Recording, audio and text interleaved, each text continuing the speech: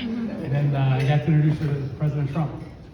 But anyways, I want to thank you guys for having me tonight. I really appreciate that. I appreciate everything this group does for all the candidates throughout the area, the money you raise for the ROTC, the candidates, everybody. I mean, we really have a great group here, and it's very much appreciated, believe me, especially me, first-time candidate. We were able to do some stuff with the quarter auction, and it really helped. It really did, and I appreciate it. I want to thank you all for that. Now, this election. You know, in 2020, I was as instrumental as I could with Christina Hagan and with President Trump, and I saw what the Democrats were doing, and every day I said, you know, this is the most important election of our lifetime. And it is. It's almost every year. It's the same thing. You know, every 2 years, every 4 years. Well, that election, what we're seeing now shows how important elections really are. I mean, President Trump had this country on a path. Even, I guarantee you, if President Trump still would have been the president and would come out of COVID, we wouldn't be in the position we are now. I mean, this is terrible. We're in dire straits here. So let's just say that this next election is the most important election. It starts with our governor, who's going to win handily. Man, Whaley, if you look at anything she stands for, she's just terrible. You talk about a liberal, she makes AOC look conservative. And look at Dayton. Look how she's running Dayton.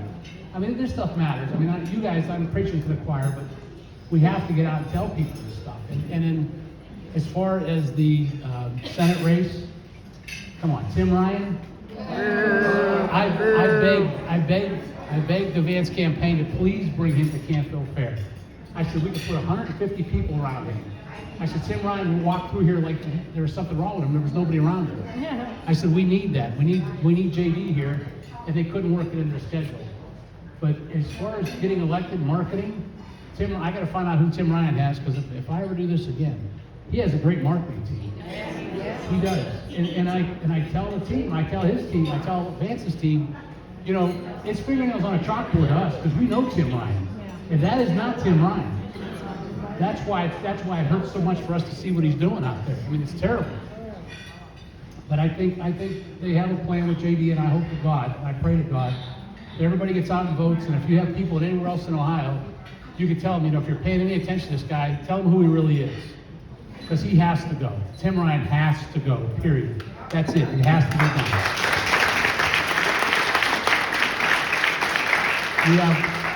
We have our Congressman Bill Johnson, and I don't know how many of you have met Bill and talked to Bill. Bill's a great guy. He is, honest to God, one of us. He's just a fantastic human being. His opponent this time ran as a Republican in the primary in 2020. We weren't big fans of each other then. Before that, the cycle before that, he ran as an independent. So Lou Liris is just, he's not a bad guy. I don't know what, you know, I wish I had his money to just throw away, because he's not going to beat Bill Johnson, number one. He's not going to do it. And when the kicker for me was when he went to gun shows and put up Trump flags. I said, come on, Lou. Come on, really? No way. We're not going to have that. Then we got, of course, Al Catrona we have to support. Al's a great guy, doing a good job. He took over for Don Manning. You weren't going to fill his shoes, but he did. Al's doing a great job. And then we got everybody's favorite, Michael Rowley. Doris, why are you covering your face, Doris? We got Michael Rowley. Is there anybody that works harder than Michael Rowley for the people in his district? I don't think there's anybody. Mike's a great guy. He really is. Doris is number one fan. But that's okay. I love you, Doris. You know that. I love you. Doris. So that's pretty much the slate. Who did I forget? Rob's going to win in a landslide because he's not running against anybody. So that's a good thing. Absolutely. They say either run unopposed or scared. I'm not scared at all. I can tell you a few things that have happened to me in this campaign. I came into this probably 5-6 years ago. I was always political. I always paid attention. And I'll tell you, I was a Democrat. I was a Democrat. There was no reason to change. I didn't vote for the top of the ticket. I really didn't, because I was conservative. But in this area, you had to be a Democrat, or else that's just what you were. I mean, I wouldn't think about being a Republican. I saw Donald Trump on TV coming down the escalator, and I thought, what is this guy doing? and I swear to God, I never watched his TV. But then I started listening to him, and he talked exactly like I talk. You know, Trump said, it's easy. We can fix this. And I liken it to, you see somebody drowning. I mean, somebody's drowning off a ship. All you gotta do is throw them a life preserver, and you just save their life. We needed a life preserver. And Donald Trump was the only one who rushed, grabbed it, and threw it out to save people. I mean, he really did. The simplest fix is when you put people first, and don't worry about the politics of it, because he had no list of, you know. Everybody goes in, they say, oh, he fired this guy, he fired that guy. Well, he had no list of people that he met along the way, because he was never a politician. So he had a lot of bad people around him that snuck in there. He fettered him out, he got rid of them. And he just did what was right for the American people every day. I really think that. I mean, the guy didn't need it. He didn't need the BS. He lived in a gilded palace with a supermodel, for God's sakes. And I tell everybody, they said, well, what's Melania like? So I met her one time. I said, she's flawless and she smells very nice. That's very nice perfume. So why the hell, why would you put yourself through what he put himself through? The guy really loves this country. And I want to tell you, it may be hard for you to believe or not, but I don't need this. I really don't. But I see what's happened to me with the last 5 or 6 years, and it's like somebody got to step up. This doesn't happen for no reason. And I'm always urging candidates on, go. And like I said, I saw what was going on, and I said, you know what, I could do this. Somebody got to step up. And they said, you're the guy. You already have name recognition. You could do it. Here's what I want to do. I want to do an audit of the county, because we spent $27 million at Oak Hill Renaissance Center. I don't know how many of you have been there or seen it, but they won't do anything. Carol, the other day, we were at a forum in Gordon, and I brought that up. And she said, what he doesn't know is we're hiring an administrator for that building. Okay, so that's going to fix the problems? They're adding another layer of government. What she's doing is, she's adding a layer where, well, it's not my fault, talk to the administrator. That's not me, that's them. You know, they built, now everybody loves dogs, but they built a brand new dog pound for the dogs. But yet they put the people in Oak Hill. The veterans got to go to Oak Hill. A lot of social services go to Oak Hill.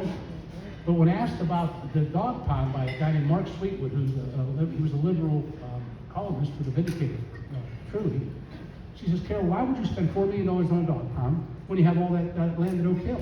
And she says, oh, you want to put dogs with people? And this is, I have the article, honest to God, I have the article. And she says, Carol, we do it every day, it's called Our Homes. But this is how these people, this is how she thinks. Because Carol has never earned a dollar. I won't say an honest dollar, but she's never had to work. They're looking for dirt on me, they're looking for stuff to say about me. I said, look in the creases of my hand under my fingernails. That's the dirt you're going to find. I go to work every day. That's what I want to do. And I feel good when I'm done work at the end of the day when I accomplish something. These people don't accomplish anything. They don't get anything done. She says, oh, wow, we got the Justice Fund, $40 million. There's a school 2 blocks up from me where the kids can't go outside at recess. They actually celebrated the last day of school because they let them out of their classrooms. So tell me, Carol, with the $40 million we're paying, you solve crime with the Justice Fund. The water district out in Lake Milton, I mean, everybody's probably heard about that. We subsidize that water system to $600,000 a year. And I went to speak on it at a meeting out there. And I said, well, this is your fault. These people don't. Ralph Meacham's a customer. He says, we don't want to sell that back to Youngstown. We don't want Aqua to have it. She said, well, we have to sell it. It's costing us too much money. They haven't raised the rates since 2008. The Public Utilities Commission of Ohio told them, you got to raise the rates because you're charging less than we're selling it to you for. The Youngstown's selling it. They said, well, we don't want to upset anybody. They'll put us on the ballot. They won't reelect us. That's just the way they think. I want to go in there and I want to see where the money, what needs spent. I was just checking the other day, there's like 26 or 20, I think it's 26 separate tax levies in Mahoney County. Not just for the county, but for everywhere.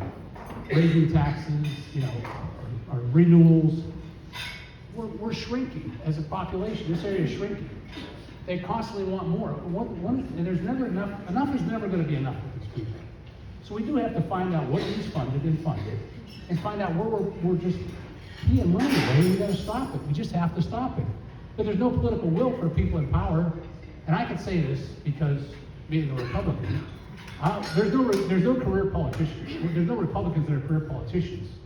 But everybody in county government, other than Ralph Meacham, is a career politician. and they want to keep their political careers. I don't need a career. I'm 59 years old. I'm not looking for a job. I say I'm not in it for the money. I'm in it for the money. I want to make a difference. I saw what President Trump did on a grand scale. I can do that in this county. I can make a difference. I could see what needs done, and we could do it. I could throw the life preserver out. That's all we have to do. We could fix it.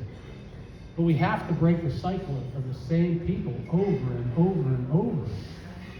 She brought people to heckle me and board me. She actually did. Yes, she did. It's on Facebook.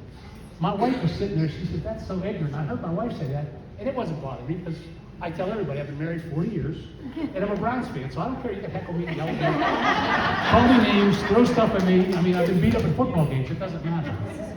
But these women are yelling, and I'm thinking, now wait, Mom, they're upsetting my wife? I said, I'll wait till you ladies are done. And I looked at them, and they stopped, finally. And I said, thank you, ladies, I'll continue. And I told the guy, I said, now, don't take that off of my time. I want my time back. That's when Carol got up, and she actually read for 3 minutes. She read her speech. And then she says, when my 3 minutes was up, or her 3 minutes was up, she had 2 more minutes. She said, okay, I'll finish reading now. And I said, of course you will, because she doesn't know what to say. I don't have a note, guys, honest to God. Whatever I say from my heart and what's on my mind. Because I'm not afraid of that. Because I'm not spewing bullshit, excuse my language. But we're not doing that. And it's easy, it's hard to try to talk when you're doing that, when you're lying, because you always got to cover. So somebody had to write her words. And when she was done, she goes, listen, the past is all in the past. Now she says I'm a dumb truck driver. That's all why she says I have no experience to do this job. Why would you trust this guy to do anything? Well, Carol, with all your experience, you just said, let's forget all that, because that's all bad. Let's come on, all right? You know, she can't do it. You don't get to get away with that. But I want to just say, I really have a lot of support. A lot of people in this room have helped me immensely. The first St. Patrick's Day, I had a group of people who were out. It was 9 degrees and it was snowing. And the flags on our thing was straight out. It was crazy. I couldn't believe we did that. And the people were with me then, and the same people are with me today and tonight and all the way to Election Day. I just need everyone in this room to please let me represent you. Get out there, get somebody else, get 2 or 3 people to go with you. And I promise I'll do my best. I promise you won't see me handing out a big check with your money. Because Carol loves doing that. If you ever saw that, they do. They get their big checks, and I'm thinking, well, how does that help any of us? And it's another thing. I mean, I don't know exactly what the problem is with the flooding. There's been study after study after study. But the commissioners, I have a lot of friends that flooded out. And the commissioners completely ignore that. I told Carol, I said, you know what? On the day that those people were bucketing their basements, you were down there, she was down there with a big check in Lowellville, giving $250,000 to the River Consortium or whatever. I said, isn't that ironic, Carol? I said, there's people with water in their basements, bailing water, with a river running through their basements, and you're taking a photo op. That has to stop, and I promise you'll never see that. If I do something for you, it won't be for me, it'll be for you. And I really want to go to work for you. And with that, if anybody has any questions, I can take a few questions. I think, do we have time? We do. There's a question Back there. We got it. Yes, sir. Yes, sir. Hey, I know, you spoke of us getting out to vote, and all of us are all for that, preaching to the choir. But being that they never fixed 2020, can you speak to how, what can we tell our friends and neighbors about, please get out to vote, being that there was such fraud in the last election? You can tell them that Frank LaRose runs a very tight ship. Ohio did not, I don't think Ohio came to what the other 5 states that they took over, believe me. Ohio runs a very tight ship. Frank, he's on it. My uncle passed away, and like 2 weeks later, my cousin said, geez, they took him off the voter rolls already. I said, well, thank God. He was a Democrat. He might have voted 5 times. So, I mean, I'll just say that. I trust Ohio. I trust our Board of Elections. I really do. And I don't think we have that kind of problem in Ohio. I was on a program. I was actually on Newsmax days before the election last year from Florida when I went to Maryland. Sorry. Anyways, the guy on before me was actually a pollster with CNN, or with USA Today. They interviewed him first. And then John Bachman comes to me and says, Gino, what do you think? And I said, John, did you hear what that guy just said? He said Trump's losing Ohio by 8. He's losing Texas by 8. And he's going to lose Wisconsin by 17. He goes, yeah, that's what he said. I said, and did you also hear him say that was the first time that the USA Today ever endorsed a presidential candidate? And it was Joe Biden. I said, now, if you want to talk about fake news, I said, my God. I mean, and they got it very wrong because Trump won Ohio by 8. He won Ohio by 8. Lost Wisconsin by 1, maybe. And he won Texas. But I mean, there's states that are questionable. They use COVID as an excuse to push the mail-in ballots and the drop-off boxes and everything else. And Eric Holder is, I mean, from what I've heard enough of, Eric Holder is trying to get secretaries of state in all 50 states to control our elections. And God forbid if they ever try to federalize our elections. We have to keep them local. But the short answer is, I think Frank LaRose does a great job. Thank you. Anybody else? Yes. So you and I were talking, how does the normal person like me, how do we keep informed? Like because when you and I were talking, a lot of this is like, I never knew that, I never knew that, I never knew that. Well, and how do we? You have to dig because they're not going to tell you. What I say is Carol and Dave and Anthony, all three of them, they get reelected time after time after time. Everything's going fine for them. Well, your taxes go up, our population is dwindling. I mean, when our economic plan is gas stations and dollar stores, what else do we do in Mahoney County? We built a lot of dollar stores and a lot of gas stations. That's not economic. That's not planning for the future. They're going to have to give some money to. I mean, they got like $42 million COVID money. Put a sewer line, put a water line out. The chamber's begging them. They said, look, we have people. We need areas. We need to bring them in. Trumbull County, I don't know how they do it. I'd like to talk to the commissioner. Our commissioners don't talk to each other. But look at Trumbull County. Look at the businesses they bring in, the taxes. I mean, I'm telling you, the more population we lose, the more jobs we lose. The chamber will say we lose 7 people a day. Since 1950, that's a long time. But we've lost 7 people a day, and it's continuing in Mahoney County. I think Canfield's the only township that gained population. Everybody else lost. And they're not saying that we're going to cut wages. They're going to need more money from you and me to pay everybody, to pay all the bills. And it's just, it has to end. Somebody over here have something? Me. Yes.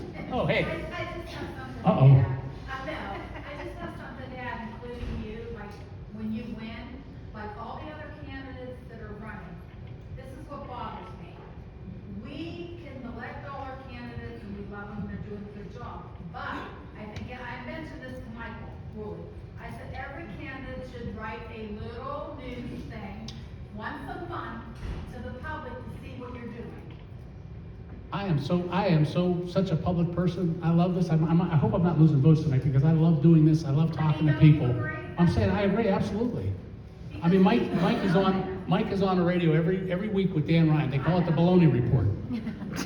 And if they want to hear about what's going on in the county, I'll do that every day too. I will absolutely do that. They should. You should. I'm not impressed with because they don't do that. It's like, well, why don't you show the public what you're doing in your job? I want full transparency of everything. That's. I know you are, but I'm just saying, yeah. I brought it up. Well, I agree.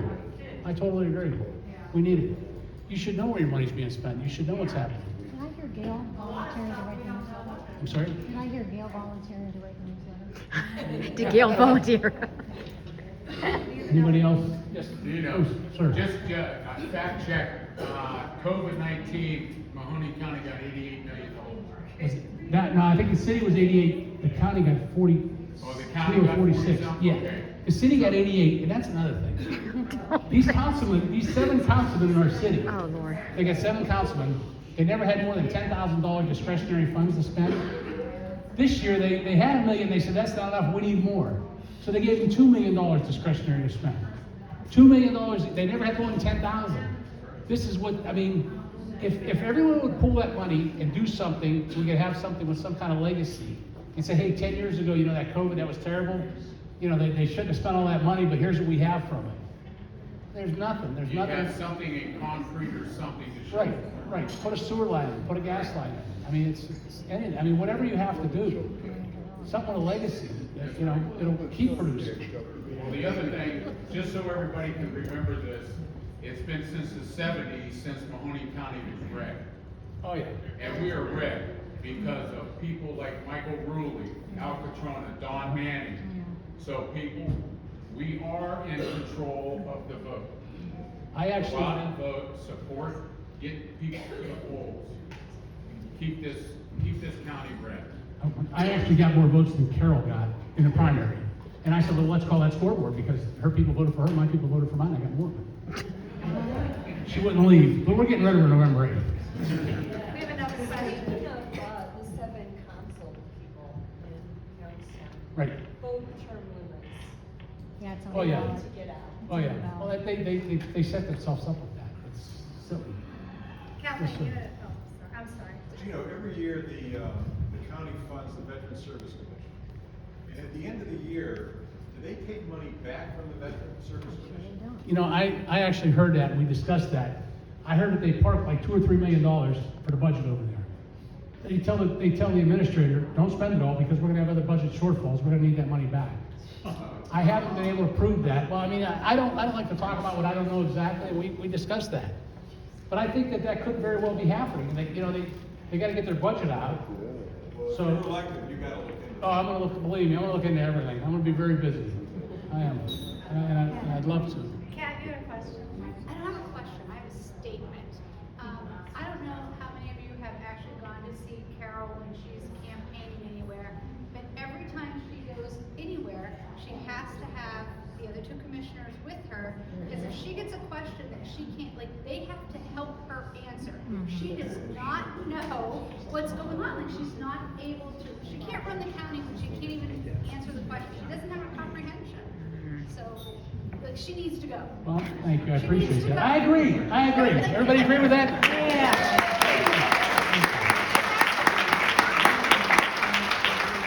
Like I said, I don't have all the answers, but I'll never lie to you, and I'll work my damnedest every day to find the answers, and we'll get things fixed.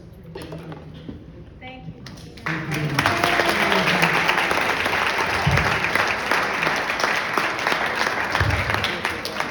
How lucky we are to have someone like Gino running, because it is not pleasant to be a candidate. The minute your name's out there, you have arrows at you every single day, and I really give people that even run a great deal of credit. And when Gino and I were talking, what makes me feel really good about what he was saying, he's looking out for us and our dollars. He knows what it's like for us. You go, look at her paycheck. We're all of us, our taxes are more and more and more. And he's cognizant of that. He's looking out for us. I've never heard any other commissioner candidate do that. They've been in so long, they're just comfortable. No one's questioning me. We got $40 million. Let's do this. Let's do that. And finally, we have somebody saying, no, wait, we're not wasting their money. They work hard for it. And of all the things we talked about, that's what impressed me more than anything. And thank you, Gino, for looking out for us. Thank you for having me. Um,